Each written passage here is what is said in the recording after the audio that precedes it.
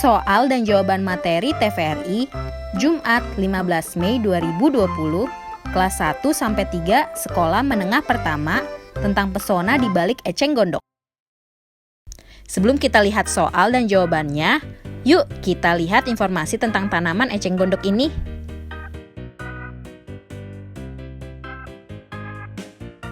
Selain dikenal dengan nama eceng gondok, tanaman ini juga punya sebutan berbeda di beberapa daerah. Seperti di Palembang dikenal dengan nama kelipuk, di Lampung dikenal dengan nama ringgak, di Dayak dikenal dengan nama ilung-ilung, dan di Manado dikenal dengan nama tumpe. Tanaman ini pertama kali ditemukan oleh seorang ahli botani asal Jerman yang sedang melakukan ekspedisi penelitian di Sungai Amazon, Brazil. Tanaman ini hidup mengapung di air, dan terkadang akarnya yang berbentuk serabut juga bisa tumbuh di dalam tanah. Tanaman ini bisa tumbuh di kolam-kolam air dangkal, tanaman yang basah, rawa-rawa, aliran air yang lambat, tempat penampungan air, dan sungai. Tanaman ini dapat banyak ditemukan bertahan hidup karena eceng gondok mudah beradaptasi dengan berbagai hal ekstrim hingga racun sekalipun. Selain itu, pertumbuhan eceng gondok juga cepat dan mudah, sehingga dalam satu tempat akan terdapat banyak eceng gondok. Maka dari itu, banyak pihak yang melirik tanaman ini untuk dijadikan bahan baku utama dalam usaha yang akan mereka buat. Nah, setelah kita tahu tentang eceng gondok, yuk kita jawab pertanyaan berikut ini. Pertanyaan nomor 1. Upah adalah komponen yang paling mendasar dari produktivitas kerja. Jika upah pekerja diabaikan oleh pengusaha sebagai pelaku industri, apa dampak yang paling fatal dari hasil kerja?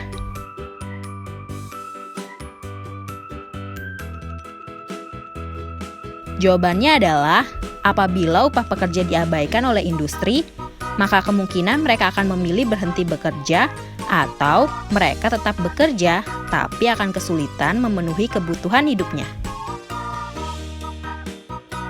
Selain itu, kinerja karyawan juga bisa menjadi lebih buruk karena merasa kinerjanya atau apa yang mereka kerjakan tidak dihargai dan nggak diberikan gaji yang sesuai.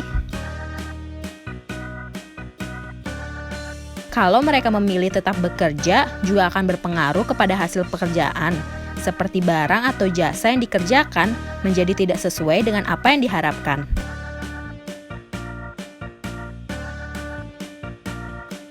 Hal ini akhirnya bisa mempengaruhi kepada pelanggan, karena mereka akan merasa kecewa dengan hasil dan kualitas produknya dan memilih untuk berhenti bekerja sama. Sebelum kita lanjut videonya, jangan lupa klik tombol subscribe dan tombol loncengnya ya. Pertanyaan nomor 2. Tuliskan tahap awal eceng gondok untuk dapat menjadi bahan baku kerajinan.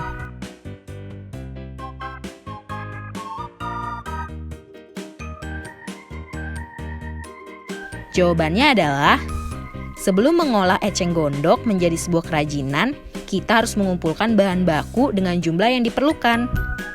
Setelah itu, kamu bisa mulai membersihkan eceng gondok dan setelah bersih bisa langsung dijemur.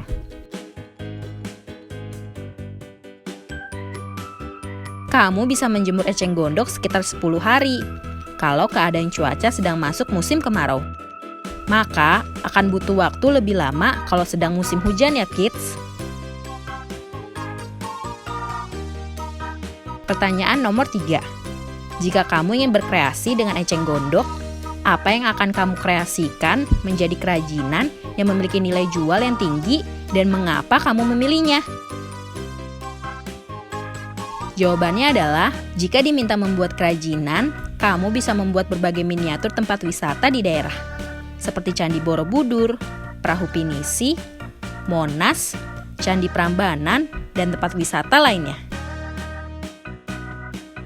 Karena dengan membuat ini bisa lebih banyak dikenal masyarakat dan juga mendapatkan banyak pemasukan. Selain itu juga bisa untuk mengenalkan produk Indonesia dan lokasi wisata yang ada di Indonesia hingga ke luar negeri.